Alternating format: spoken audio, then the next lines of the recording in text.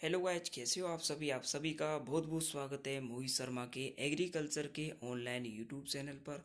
आप सभी का बहुत बहुत स्वागत है हमारे चैनल पर। और जो इस वीडियो को देख रहे हैं उन सभी का एक बार फिर से बहुत बहुत धन्यवाद है। दिल की गहराइयों से अनंत आभार व्यक्त करता हूँ। आप हमारे चैनल पर आए मोहित शर्मा एग्रीकल्चर को, तो प्लीज़ इसको लाइक करें, शेयर करें और सब्सक्राइब करें। नोटिफिकेशन पहले पाने के लिए बेल आइकन को ऑल सेलेक्ट करके दबाएं। और यदि मैं ज़बरदस्ती नहीं करूँगा, यदि आपको कुछ पसंद भी आए तो करना, नहीं तो कोई ज़रूरी नहीं है। लेकिन सिर्फ आपको यदि कोई भी पढ़ाई से संबंधित कोई भी चीज़ अच्छी लगे, बढ़िया लगे तो आप उसको लेना, अन्यथा कोई ज़बरदस्ती नहीं है।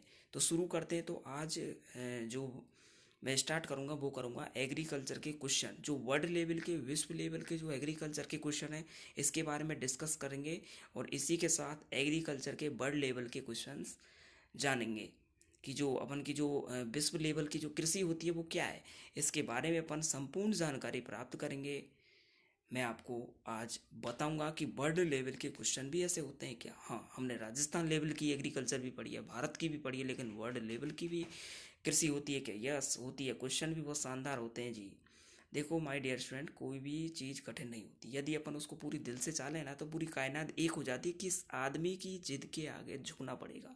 और पूरी दुनिया झुकती है उसकी जिद के आगे, बशर्ते हमको उसके लिए जिद्दी होना पड़ता है, या अपने जुनून के लिए एक पागलपन होना पड़ता है।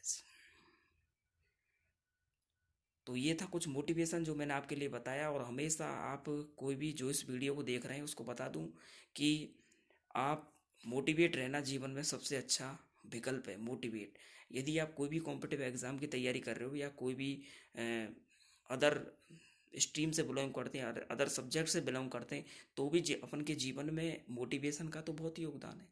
मोटिवेशन जो है वो एक है। और मोटिवेशन में भी मैं आपको बता दूं कि जैसे मोटिवेशन वीडियो वगैरह अपन ने देख ली, फिर दोबारा देख ली, तो इन वीडियो मोटिवेशन सेमिनार होते हैं, इनको देखने से कुछ नहीं होता। हालांकि देखने अच्छी बात है, लेकिन मोटिवेशन लगातार देखने से, जब तक अपन के अंदर से स्वतः अपन मोटिवेट नहीं होंगे, एक अंदर से अपन के स्वतः आत्मा नहीं जागेगी, स्वतः मोटिवेट नहीं होंगे, तब तक कुछ नहीं है। तो स्वतः मोटिवेट होना ज़रूरी है। तो सबसे इम्पोर्टेंट बात यह है कि स्वतः मोटिवेट होना ज़रूरी है। ये और ये इसलिए तो आगे आपकी चॉइस है कि आप किस प्रकार चाहो। थोड़ा मैंने बात थोड़ी कड़वी लगी होगी, लेकिन सत्य माफ़ी चाहूँगा। तो कुछ मोटिवेशन मैंने आपके लिए बताया, तो अपन शुरू करते हैं अपन की क्वाजेज के साथ, जो कि वर्ल्ड लेवल की क्वाजेज है। एग्रीकल्चर जो क्वाजेज है इसी के साथ अपन शुरू करते हैं। तो सबसे पहले मैं शुरू करता हूँ एग्रीकल्चर की क्वाजेज।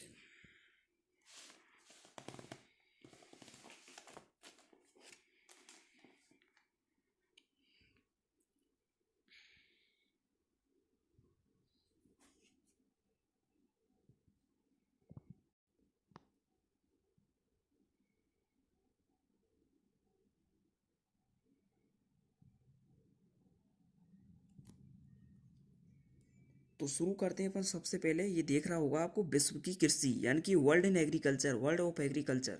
तो सबसे पहले अपन, मतलब ये पॉइंट्स मानो आप या इनको क्वेश्चन मानो, इन्हीं से क्वेश्चन बन जाते हैं अपन की।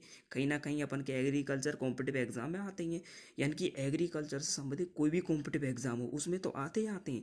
लेकिन इसके अलावा जो भी अपन की अदर कॉम्पिटिटिव एग्जाम है या इंट्रेंस एग्जाम है, और भी स्ट्रीम की या और भी सब्जेक्ट की, तो उसमें भी जो अपन का एग्रीकल्चर का जो सिलेबस का टॉपिक होता है, उसमें भी कहीं एग्रीकल्चर के अपन के क्वेश्चन आते हैं। तो कहीं ना कहीं बेस्ट योगदान है।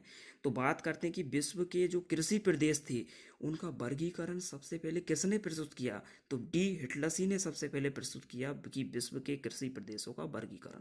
तो विश्व के कुल धरातल क्षेत्रफल का कितना भाग कृषि कार्यों में लगा है? यदि अपन बात करें कि विश्व, राजस्थान का नहीं, भारत का नहीं, विश्व का, तो विश्व के कुल धरातल क्षेत्रफल का कितना भाग कृषि कार्यों में लगा है? 70%। और भारत की बात करूं तो भारत की लगभग 70% जनसंख्या किस पर आधारित है? कृषि पर आधारित है। बल्कि विश्व की बात करूं तो विश्व का ये यहाँ पूछा है कि कुल धरातल जो क्षेत्रफल है वो 11% लगा है। बात करूं बोन थ्यूनेन का सिद्धांत किस पर आधारित है, तो यदि मैं कहूं कि बोन थ्यूनेन का सिद्धांत ये जो है ये तुलनात्मक लाभ पर आधारित है। तुलनात्मक लाभ पर, नेक्स्ट पॉइंट की बात करें तो विश्व का सबसे बड़ा गेहूं निर्यातक देश कौन सा है? अर्जेंटीना। यानी कि वर्ल्ड का सबसे बड़ा गेहूं निर्यातक जो कि गेहूं का क्या करता है, निर्यात करता है, वो अर्जेंटीना है। गेहूं की फसल के लिए आदर्श तापमान कितना होता है? तो वो 15 से और 20 डिग्री सेल्सियस होता है। नील नदी के डेल्टा क्षेत्र में सर्दी के मौसम में कौन सी फसल उगाई जाती है? गेहूं। गेहूं की कृषि से संबंधित है, मतलब गेहूं की कृषि से संबंधित है स्टेपी। तो गेहूं की खेती के लिए कौन सी जलवायु उपयुक्त होती है? समशीतोष्ण जलवायु। कौन सी? समशीतोष्ण जलवायु गेहूं की खेती के लिए उपयुक्त है। उत्तरी गोलार्ध संसार का कितने प्रतिशत गेहूं उगाता है? वो है अपन का 90%। जो उत्तरी गोलार्ध है वो संसार का 90% गेहूं उगाता है। इटली में चावल के लिए कौन सी नदी घाटी प्रसिद्ध है? तो पो नदी घाटी। कौन सी? मतलब इटली में जो चावल की खेती होती है ना, वो किस नदी घाटी के वहाँ होती है? तो वो नदी घाटी है, पो नदी घाटी। गेहूं की खेती किस मृदा से संबंधित होती है? तो वो है अपन की चेरनोजम से। चेरनोजम से। किस फसल को जल भराव की आवश्यकता होती है? चावल को। धान की खेती के लिए कौन सी मिट्टी सबसे उपयुक्त होती है? चिकनी मिट्टी। तो धान की खेती के लिए सबसे जो उपयुक्त मिट्टी है वो चिकनी मिट्टी होती है।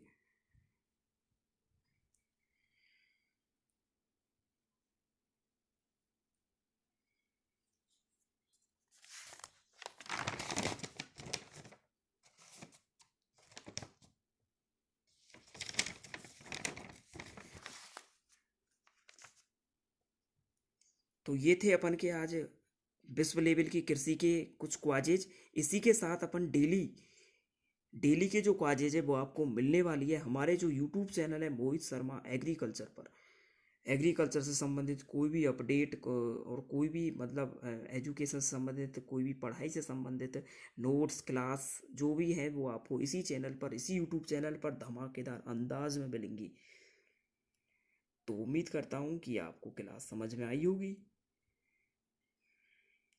आपने वीडियो देखा, आपने क्लास देखी, इसके लिए आप सभी का बहुत बहुत थैंक यू वेरी मच।